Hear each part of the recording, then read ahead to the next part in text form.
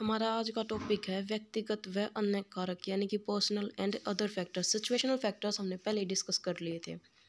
ठीक है, अब जो सेकंड पॉइंट है वो है पर्सनल एंड अदर। इसमें देखो सबसे पहला क्या है, इमोशनल स्टेट्स ऑफ एग्रेशन आएगा यहाँ पे। इमोशनल जो स्टेट होती है, हमारा जो गुस्सा होता है, एग्रेशन होता है हमारा, उसकी इमोशनल स्टेट्स में क्या क्या पढ़ेंगे हम। देखो इसमें सबसे पहले क्या है कि अटैकर की इमोशनल स्टेट एग्रेशन को महत्वपूर्ण ढंग से प्रभावित करता है। इंसान है जो कोई भी इंडिविजुअल है, उसकी इमोशनल स्टेट क्या है ये डिपेंड मतलब इस चीज़ का इफेक्ट है ना उसके एग्रेशन पे भी पड़ता है। इसमें फर्स्ट पॉइंट क्या है, एंग्री अराउजल यानी कि एंग्री क्या होता है, जब हम गुस्सा होते हैं, एंगर जब हम बहुत ज़्यादा गुस्से में होते हैं। एक सिचुएशन में 3 फैक्टर्स एंग्री अराउजल की तीव्रता में वृद्धि करते हैं। यानी कि अगर इंसान पहले ही गुस्सा और उसको और ज़्यादा फ्रस्ट्रेशन फील कराएं, यानी कि कुछ ऐसा हो जाए जिससे उसका जो गुस्सा है वो और ज़्यादा बढ़ जाए। उसमें क्या क्या सबसे पहला स्ट्रेंथ ऑफ फ्रस्ट्रेशन। कोई भी व्यक्ति हमारे उस लक्ष्योन्मुख व्यवहार में अड़चन खड़ी करते हैं जिसके लक्ष्य को हम ज़्यादा चाहते हैं और जिसके हम बहुत ज़्यादा नज़दीक होते हैं, तो हमें ज़्यादा फ्रस्ट्रेशन महसूस होगी। ये बात किसने बोली थी, हैरिस 1974 ने। कि देखो किसी भी इंसान का कोई गोल है और वो अपने गोल के बहुत ज़्यादा नज़दीक है, और वहाँ पे जाके अगर हम उसको ये बोले कि तुझसे ना हो पाएगा, तू नहीं कर पाएगा, या फिर किसी भी तरह से हम उस इंसान को फ्रस्ट्रेशन फील करने के लिए मजबूर करते हैं, तो वो इंसान ज़रूरत से ज़्यादा फ्रस्ट्रेटेड फील करेगा। यानी कि उसमें क्या होगा कि उसकी जो फ्रस्ट्रेशन की स्ट्रेंथ है वो बहुत ज़्यादा बढ़ जाएगी, और इसी वजह से उसको और ज़्यादा गुस्सा आएगा, उसका जो बिहेवियर है वो एग्रेसिव ज़्यादा होता जाएगा। सेकेंड पॉइंट है आर्बिट्रेरीनेस ऑफ फ्रस्ट्रेशन के कारणों का प्रत्यक्षीकृत अपनी फीलिंग ऑफ हॉस्टिलिटी की मात्रा को प्रभावित करता है। जब व्यक्ति ये समझता है ना कि उसे प्रदान की गई मतलब जो उसकी जो फ्रस्ट्रेशन है वो तार्किक है या आकस्मिक है या वैध है, तब वह कम हॉस्टिलिटी की भावना शो करता है। लेकिन यदि वह यह समझता है कि फ्रस्ट्रेशन है जो वो मनमानी या अवैध है यानी कि अनवैलिड है, तो वो ज़्यादा हॉस्टिलिटी बिहेवियर शो करेगा। नेक्स्ट पॉइंट क्या है, एग्रेसिव क्यूज। फ्रैक्विज 1978 ने क्या बताया था कि ये वातावरण में, ये का मतलब क्या है, ये जो अराउजल होता है ना, एग्रेशन का जो अराउजल होता है, उसमें क्या है कि वो वातावरण में उपयुक्त एग्रेसिव क्यूज पर डिपेंड करता है। ये एग्रेसिव क्यूज व्यक्ति को एग्रेशन की याद दिलाते हैं। इसके अतिरिक्त ये क्रोधित व्यक्ति के अराउजल को और भी ज़्यादा अधिक कर देते हैं। ये ज़िलमन 1979 ने इस संदर्भ में 3 फैक्टर थ्योरी दी थी। देखो ये 3 फैक्टर थ्योरी है ना, जो ये MDU के सिलेबस में नहीं है। अगर आप में से किसी के भी सिलेबस में है तो बता देना, मैं ज़िलमन थ्योरी करवा दूंगी। वैसे है ये इम्पोर्टेंट, लेकिन ये एग्ज़ाम के जो पॉइंट ऑफ व्यू से देखते हैं ना, तो उसके लिए इम्पोर्टेंट नहीं है। ठीक है, बता देना भाई याद करके, कि मतलब देख के अपना सिलेबस चेक करके बता देना ये आपके सिलेबस में है या नहीं 3 फैक्टर थ्योरी। अब देखो नेक्स्ट पॉइंट क्या है, जनरल अराउजल। यह सर्वविदित है कि प्रोवोकेशन की वजह से जो अराउजल होता है ना, वो एग्रेशन को उत्पन्न करता है। यानी कि देखो एग्रेसिव बिहेवियर है वो हर इंडिविजुअल के अंदर होता है, क्योंकि थोड़ा बहुत एग्रेशन सबके अंदर होता है, और कोई शो कर देता है, कोई नहीं करता, कोई कम टेंडेंसी में करता है, कोई ज़्यादा टेंडेंसी में करता है। Rule at all 1980। देखो ये एट ऑल का मीनिंग मैंने ना आपको पहले भी बताया था, और अगर आपको ध्यान नहीं ना तो मैं फिर से बता देती हूँ। एट ऑल का मतलब क्या है, रूल एट ऑल यानी कि रूल और उनके जो साथी थे, एट ऑल का मतलब और जो उनके साथी थे। 1980 ने अपने अध्ययनों के आधार पर यह बताया था कि जनरल साइकोलॉजिकल अराउजल को प्रबल स्रोत आक्रामकता अनुक्रियाओं में वृद्धि करते हैं। जो हमारे साइकोलॉजिकल फैक्ट होते हैं ना, उनकी वजह से उनमें जब अराउजल होता है तो उसकी वजह से भी हमारे एग्रेसिव जो बिहेवियर होता है हमारा, उसकी टेंडेंसी और ज़्यादा बढ़ जाती है।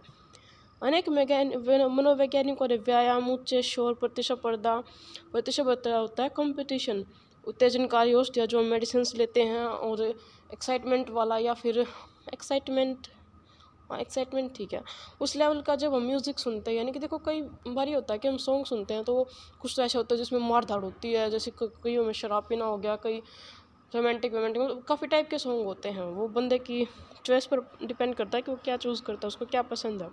यानी कि जैसा हम अपने आसपास एनवायरनमेंट देखते हैं ना, वैसे ही हम बिहेवियर शो करने लग जाते हैं। ज़रूर देखो, कई बार क्या होता है कि इंडिविजुअल है कोई भी, वो बहुत ही शांत नेचर का होता है, लेकिन जब वो म्यूज़िक सुनता है ना, तो फिर वो कुछ टाइम के लिए वैसा ही बिहेवियर शो करने लगता है। यानी कि उसके दिमाग में उसकी जो मेंटेलिटी है ना, वो कुछ टाइम के लिए वैसे ही हो जाती है जैसे वो सॉन्ग सुनता है। आप कभी भी एक्सपीरियंस कर सकते हो इस चीज़ को। नेक्स्ट पॉइंट है सेक्सुअल अराउजल। येज़लमैन ने अपने 2 कंपोनेंट मॉडल की सहायता से मध्यम स्तरीय यौन उद्वेलन और उच्च स्तरीय, भाई इसको आप पढ़ लेना। देखो ये मेन चीज़ क्या है कि इसमें जो अराउजल है वो 2 टाइप, जो एरोटिक जो स्टिमुली व्यक्ति में दो टाइप के जो इफेक्ट है ना वो ज़्यादा होते हैं और उनको और ज़्यादा बढ़ा देता है। फर्स्ट क्या है, अराउजल में वृद्धि, और दूसरा क्या है, भावनात्मक स्थितियों में परिवर्तन। देखो इन शॉर्ट बताती हूँ मैं आपको इसमें क्या है। अगर मान लो कोई ऐसा सिचुएशन है जिसमें मेरे को गुस्सा आ रहा है, एक लेवल तक गुस्सा आ रहा है, लेकिन अगर मुझे कोई बार बार उस चीज़ के बारे में याद दिलाए या फिर मेरे को ये फील कराए कि मैं इस चीज़ के लिए कैपेबल नहीं हूँ, तो मेरे जो गुस्से का लेवल है, मेरे एंगर का लेवल इंक्रीज़ होएगा और मेरी जो मेंटेलिटी यानी कि मेरा जो साइकोलॉजिकल एस्पेक्ट है वो भी हर्ट होगा। और हर्ट होगा तो जाहिर सी बात है, अगर हमारा साइकोलॉजिकल जो एस्पेक्ट है वो हर्ट होता है तो हमारा जो बिहेवियर है उसमें भी चेंजेस आते हैं और इसी वजह से हम एग्रेसिव बिहेवियर शो करने की टेंडेंसी हमारी ज़्यादा बढ़ जाती है। सेकंड पॉइंट मैंने आपको इसके साथ ही बता दिया कि अगर हमें कोई इमोशनली हर्ट करता है, जैसे कोई हमारी फीलिंग्स के साथ ये करता है कि बार बार हमारी फीलिंग्स को कोई हर्ट करता है किसी भी वे में, तो भी हमारा जो एग्रेसिव बिहेवियर है उसकी टेंडेंसी बढ़ जाती है।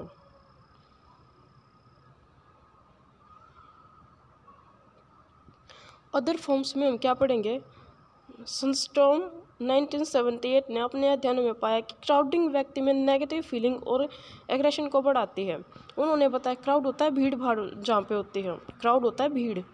उन्होंने बताया कि क्राउड में दूसरों की अधिक निकटता, असुविधा की भावना और फ्रस्ट्रेशन मिलकर एग्रेशन को उत्पन्न कर देते। देखो मैं इस चीज़ मतलब मैं इस मेरा नेचर ऐसा ही है, मेरा बिहेवियर लगा लो, मतलब कुछ ऐसा ही होता है मेरे साथ भी। अगर मेरे आसपास ज़्यादा क्राउड होता है ना तो मैं अनकंफर्टेबल हो जाती हूँ और उस अनकंफर्टेबल होने की वजह से मेरे को फ्रस्ट्रेशन होने लगती है और उस फ्रस्ट्रेशन की वजह से जो मेरा बिहेवियर है वो एग्रेसिव बिहेवियर हो जाता है। यानी कि मेरे को गुस्सा आता है, मतलब ऐसा होता है कि धक्का मार दूँ इसको कि साइड हट जा, परे हट जा मेरे से।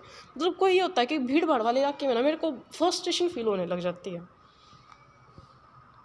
रोटन एंड फ्रे 1985 ने एयर पोल्यूशन और एडर्सन 1984 ने टेम्परेचर के प्रभावों का अध्ययन किया और पाया। देखो जो एयर पोल्यूशन है और जो टेम्परेचर है ये दोनों भी बहुत ही ज़्यादा इम्पोर्टेंट फैक्टर्स हैं क्योंकि ये एनवायरमेंटल फैक्टर्स हैं। क्या पाया इन्होंने कि ये सीधे ही अराउजल में वृद्धि करते हैं। इसके अतिरिक्त ये व्यक्ति में क्रोध और फ्रस्ट्रेशन को भी उत्पन्न करते हैं। जो हमारा एग्रेसिव बिहेवियर है उसकी टेंडेंसी को हाई कर देते हैं ये, और जो हम जो फ्रस्ट्रेशन होती है हमारे अंदर वो और ज़्यादा बढ़ जाती है। डेमोन्स्ट्रेशन विल्सन 1976 के अनुसार जो प्रयोज्य होता है सब्जेक्ट, तीव्रता वाले नॉइस को सुनते हैं वे इसके तुरंत बाद अपेक्षाकृत ज़्यादा जो एग्रेसिव बिहेवियर है उसको शो करने लग जाते हैं। आगे है जो देखो, जैसे ये होता है कि हम मेडिसिन लेते हैं, अगर हमें कोई डिजीज़ है या फिर किसी भी हम मेंटली डिस्टर्ब है, हम लोग कुछ भी किसी भी टाइप के अगर हम ड्रग्स लेते हैं या मेडिसिन लेते हैं, क्योंकि मेडिसिन में भी तो ड्रग्स ही होते हैं, अगर हम कंटिन्यू काफ़ी टाइम तक ड्रग्स लेते हैं या फिर मेडिसिन लेते हैं तो उसका इफेक्ट भी हमें दिखने लग जाता है। इंसान चिड़चिड़ा सा होने लग जाता है। कोई भी इंडिविजुअल हो अगर लॉन्ग टाइम तक मेडिसिन लेता है तो वो ऑटोमेटिकली ऐसा बिहेवियर शो करने लग जाता है कि सबको लगता है कि पता नहीं सच चिड़चिड़ा क्यों हो रखा है, और उसका जो बिहेवियर है वो एग्रेसिव हो जाता है। नेक्स्ट पॉइंट है एज। जो डेवलपमेंटल साइकोलॉजी और चाइल्ड साइकोलॉजी है उसमें जो रिसर्च हुई है या फिर जो एक्सपेरिमेंट हुए हैं उनसे पता चलता है कि जो एज होती है ना उसके साथ साथ एग्रेशन के जो लेवल है और जो फॉर्म्स हैं उनमें चेंज होते जाते हैं। जो छोटा बच्चा होता है ना वो एग्रेसिव बिहेवियर ज़्यादा शो करता है क्योंकि वो बच्चा होता है, उसको हमारी सोसाइटी के रूल्स पता नहीं होते, या फिर ये लगा लो कि वो उस टाइम तक बच्चे में इतनी समझ नहीं होती कि वो ये देखे कि उसको बिहेव कैसे करना चाहिए, कि वो सोच समझ कर बिहेव नहीं करता बच्चा, वो इतना छोटा होता है। और बड़े होने के बाद कई बार ये होता है कि अगर हम एग्रेसिव हैं और हमारे अंदर मतलब एग्रेशन है, फ्रस्ट्रेशन हम फील कर रहे हैं, लेकिन हम बाहर दिखा नहीं सकते, हम उसको कंट्रोल करते हैं, छुपा के रखते हैं। लेकिन जो छोटा बच्चा होता है वो उसको ये सारी चीज़ें नहीं आती, उसको अपना गुस्सा छुपाना नहीं आता, उसको अपनी जो फीलिंग्स है वो छुपानी नहीं आती। इसलिए छोटा बच्चा है जो वो एग्रेसिव बिहेवियर ज़्यादा शो करता है। थर्ड पॉइंट है जेंडर। इकली एंड स्टीफन 1986 ने अपने अध्ययनों में बताया कि मादा की तुलना में नर है जो वो एग्रेशन ज़्यादा शो करता है, यानी कि जो मेल होता है वो ज़्यादा एग्रेसिव बिहेवियर शो करता है। लेकिन रिपीटेड प्रोवोकेशन के दशा में नर परियोजक की तुलना में जो फीमेल होती हैं वो ज़्यादा एग्रेसिव बिहेवियर शो करती है। ये बात किसने बोली थी? दे ग्लोरिया एंड डी रीडर 1979 ने। ज़्यादातर अध्ययन इस बात की पुष्टि करते हैं कि सामान्यतः मादा की तुलना में नर अधिक एग्रेसिव बिहेवियर शो करता है।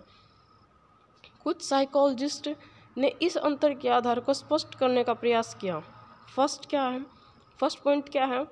साइकोलॉजिकल अप्रोच के अनुसार इस अंतर के लिए जैविक आधार उत्तरदायी है। और सेकंड क्या है कि सोशल अप्रोच के अनुसार सोशलाइजेशन इस अंतर के लिए उत्तरदायी है। हमने सोशलाइजेशन शायद नहीं पढ़ा है, मेरे हिसाब से नहीं हुआ हमारा ये चैप्टर सोशलाइजेशन वाला। चलो अगले बार इसको ही करते हैं, क्योंकि ये आज ये ख़त्म हो ही जाएगा शायद। फोर्थ पॉइंट है पर्सनैलिटी। प्राय यह पाया जाता है कि कुछ व्यक्ति कम एग्रेसिव और कुछ ज़्यादा एग्रेसिव बिहेवियर शो करते हैं। डेंगरिंग 1971 के अनुसार जो व्यक्ति सोशल अप्रोच की अधिक आवश्यकता रखते हैं वे कम एग्रेसिव बिहेवियर शो करते हैं, क्योंकि उन्हें तिरस्कृत होने का, देखो सोसाइटी में कुछ लोग ऐसे होते हैं कि अगर उन्हें गुस्सा आता है ना तो भी वो बाहर दिखाते नहीं, क्योंकि उनको ये लगता है कि लोग क्या सोचेंगे, सोसाइटी में मेरी इज्जत क्या रह जाएगी। यानी कि वो खुद के और अपनी फैमिली के लिए नहीं सोचते, वो सिर्फ ये देखते हैं कि लोग क्या कहेंगे। जो लोग क्या कहेंगे वो वाले जो इंडिविजुअल्स होते हैं ना, वो सोशल अप्रोच की वजह से अपना एग्रेसिव बिहेवियर छुपा के रखते हैं।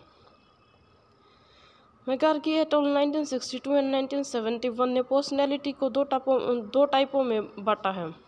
सबसे पहला क्या है? ओवर कंट्रोलर, और दूसरा क्या है? Under controller. ओवर कंट्रोलर कौन होते हैं? ये ऐसे व्यक्ति होते हैं जो एग्रेशन को अनुभव तो करते हैं लेकिन इसे बाहर रूप से दिखाते नहीं हैं। और अंडर कंट्रोलर कौन होते हैं? ये ऐसे लोग होते हैं जो छोटे से छोटे प्रोवोकेशन के प्रति भी एग्रेसिव जो अपना रिस्पॉन्स है वो देते हैं, यानी कि छोटी सी भी बात होगी ना तो एकदम से ऐसे रिएक्ट करेंगे, यानी कि अपना एग्रेसिव बिहेवियर शो कर देंगे। लास्ट 1977 ने पर्सनैलिटी के दो प्रकारों की चर्चा की है। प्रथम वर्ग के व्यक्ति टाइप ए बिहेवियर और बी वाले टाइप बी वाले होते हैं। ए वाले कौन से होते हैं? ये व्यक्ति अधिक प्रतिस्पर्धा, जल्दबाजी और चिड़चिड़े जो होते हैं ना वो वाले होते हैं। और सेकंड में कौन है? जो कंपटीशन कम मानते हैं, आराम से अपनी लाइफ जीना चाहते हैं शांति से, उनको कोई मतलब ही नहीं होता कि क्या हो रहा है, कौन क्या बोल रहा है, उन्हें इस बात से कोई फ़र्क ही नहीं पड़ता। टाइप बी की तुलना में टाइप ए के जो लोग हैं वो ज़्यादा एग्रेसिव बिहेवियर शो करते हैं, क्योंकि उनके दिमाग में खुद को लेकर नहीं, अपनी फैमिली को लेकर नहीं, बल्कि सोसाइटी को लेकर उनका जो पॉइंट ऑफ व्यू है वो स्ट्रॉन्ग होता है। तो जाहिर सी बात है अगर उनके दिमाग में फ्रस्ट्रेशन बनेगी ज़्यादा तो वो एग्रेसिव बिहेवियर भी ज़्यादा शो करेंगे। फिफ्थ पॉइंट है कोग्निटिव स्टाइल। जहाँ भी कोग्निटिव दिखे ना आपको, इसका मतलब है कि वो ब्रेन से रिलेटेड बातें कर रहा है।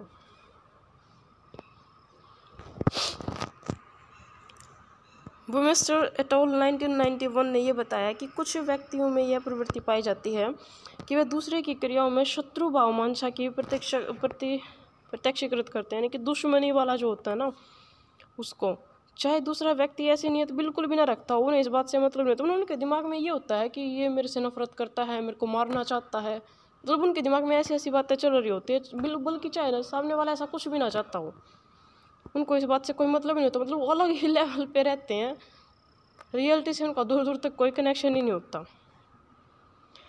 जो ऐसे व्यक्ति हैं वो भी एग्रेसिव बिहेवियर ज़्यादा शो करते हैं, क्योंकि वो उनका तो भाई लेवल ही अलग होता है, पता नहीं उनके दिमाग में चलता क्या है। जितनी अधिक हॉस्टाइल एट्रीब्यूशन बायस रखता है उतना ही ज़्यादा ओवर रिएक्टिव एग्रेशन शो करता है। अब है prevention and control of violence and aggression. सबसे पहला है पनिशमेंट। इसको पढ़ें, कैथारसिस। कोई नहीं, इसकी एक वीडियो अलग से बना देंगे, ये ज़्यादा लंबी हो जाएगी, फिर आपको देखने में दिक्कत होती है, इतनी लेंथी जो वीडियोस होती है ना, जो लेंथी वीडियो होती हैं। चलो ठीक है, बाय। नेक्स्ट टॉपिक पे बनाते हैं, इस पे नेक्स्ट वीडियो बनाएंगे। Thank you.